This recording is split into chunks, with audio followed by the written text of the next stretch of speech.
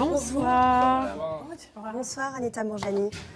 Vos livres sont régulièrement classés dans la liste des best-sellers du New York Times. Vous sillonnez la planète, on vient de le dire, pour partager votre expérience hors norme, votre vie après la vie. Il y a 10 ans, le 2 février 2006, les médecins annoncent à votre époux qu'il ne vous reste que quelques heures à vivre. Vous souffrez d'un cancer en phase terminale, vos organes cessent un à un de fonctionner, vous êtes plongé dans le coma.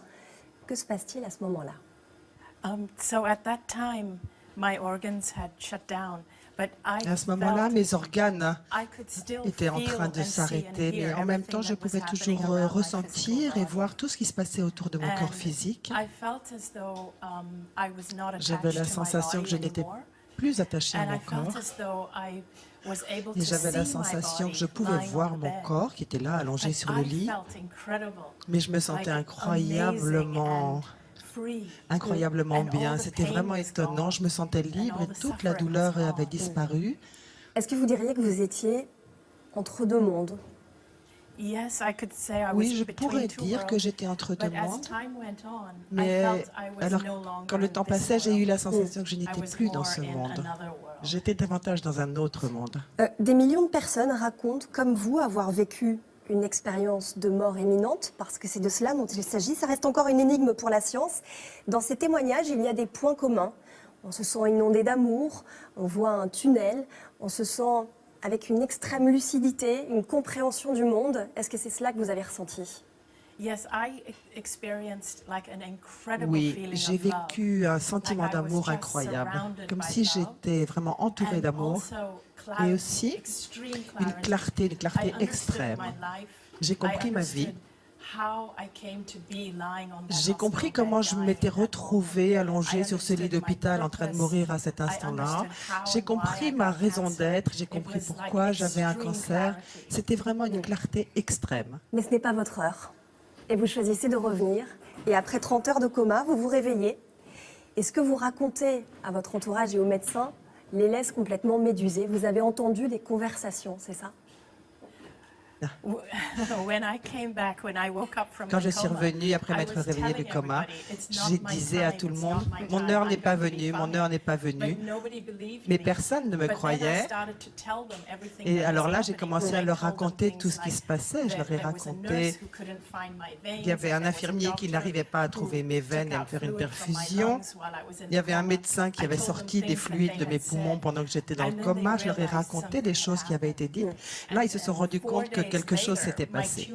4 jours plus tard, mes tumeurs avaient déjà diminué de 70%. Et là, les médecins ont commencé à se rendre compte que quelque chose s'était passé. Vous êtes placé sous chimiothérapie. 5 semaines plus tard, le cancer, les traces de cancer ont complètement disparu. Les médecins y croient à peine, j'imagine.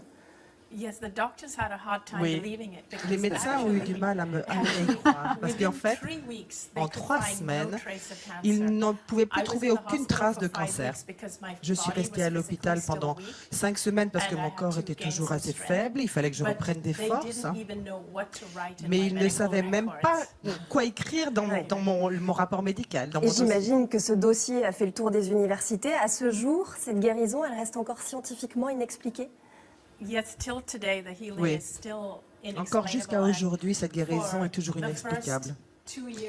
Pendant les 2 premières années après que j'ai vécu ça, j'ai parlé dans beaucoup d'universités, j'ai eu beaucoup d'entretiens avec des tas d'oncologistes, beaucoup de conférences pour partager mon histoire. Est-ce que vous pensez que cette expérience de mort imminente vous a guéri vraiment de votre cancer? Je crois vraiment que c'est mon expérience dans cet état élargi qui m'a guéri du cancer. Je le crois vraiment. Vous vous considérez comme une miraculée? Vous êtes croyante?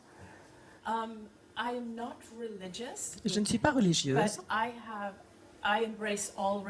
Mais pour moi, toutes les religions, il n'y a pas de différence que quelqu'un soit religieux ou athéiste. Pour moi, la chose importante, c'est l'amour.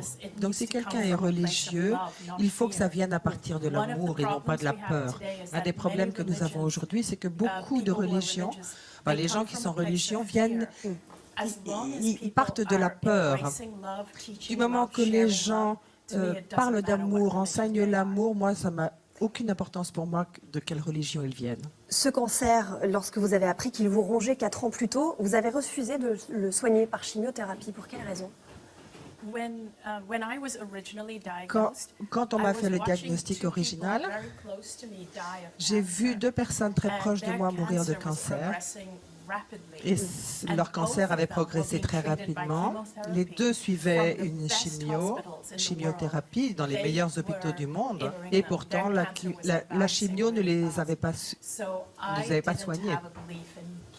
Donc, je ne croyais pas à la chimio. Pour être clair là-dessus, vous faites des conférences aujourd'hui dans le monde entier. Vous ne conseillez pas à des malades d'arrêter les traitements. Non, je ne donne jamais le conseil à qui que ce soit d'arrêter aucun traitement, qu'il s'agisse d'un traitement de chimiothérapie ou alternatif ou une combinaison des 2. Je ne suggère à personne d'arrêter leur traitement. Mon objectif, c'est de leur donner de l'espoir et de leur dire ce qui est possible. C'est ça. Aujourd'hui, votre vie, comme les personnes qui ont vécu cette expérience-là, elle est forcément bouleversée, elle a beaucoup changé. Vous sentez cette mission de devoir partager ce message d'amour, en fait, c'est ça, aux personnes malades et qui ne le sont pas? Oui, je me sens appelée à partager ça, à partager l'amour. Parce que j'ai la sensation que dans notre monde, nous sommes tellement focalisés sur la peur. Et peu importe, nos gouvernements partagent la peur. Notre système éducatif, nos religions enseignent la peur de Dieu, la peur de l'après-vie. Ma mission à moi, c'est de partager l'amour parce que personne n'enseigne l'amour. Merci beaucoup Anita Mourjani. Je rappelle, Diagnostic incurable mais revenu guéri à la suite d'une NDE. C'est aux éditions